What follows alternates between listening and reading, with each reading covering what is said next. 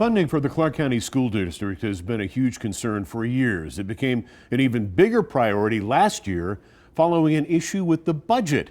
It's a story our Crisis in the Classroom investigative reporter Tiffany Lane first broke. But as we begin a new school year, does the district need even more money? Or is it about managing their current funds better? Tiffany looks into this issue in tonight's Waste Watch report. When it comes to per-pupil funding, Nevada is consistently towards the bottom compared to other states.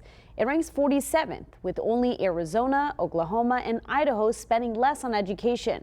Now, some people believe Nevada needs to invest more in education, but others feel it's all about managing the current funds. There's a big gap between the amount of money we need and the amount of money that has been allocated by the legislature. We do not feel like CCSD needs more funds.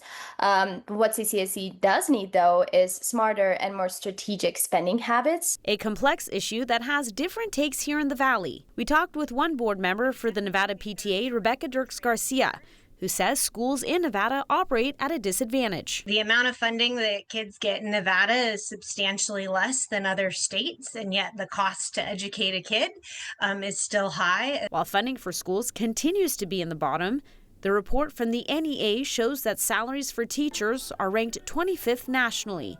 Dirks Garcia says paying educators is vitally important.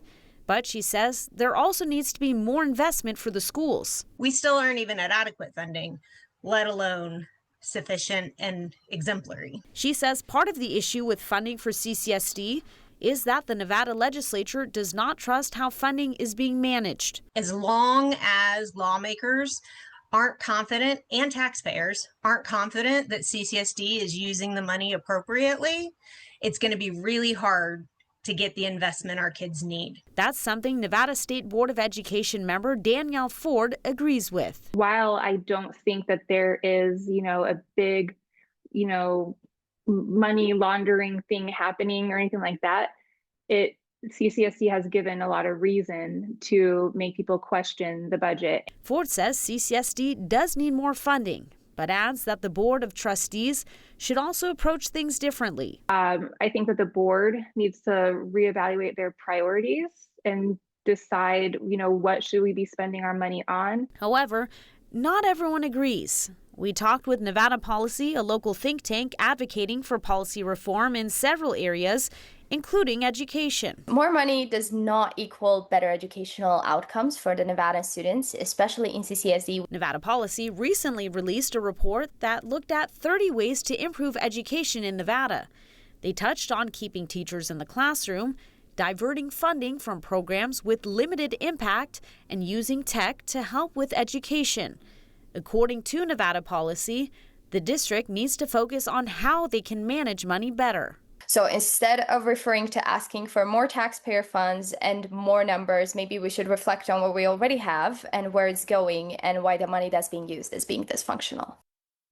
That was Tiffany Lane reporting. We reached out to CCSD and a spokesperson sent us this statement. It reads in part, quote, over the past decade, Nevada's legislature and governors have made significant investments in public education.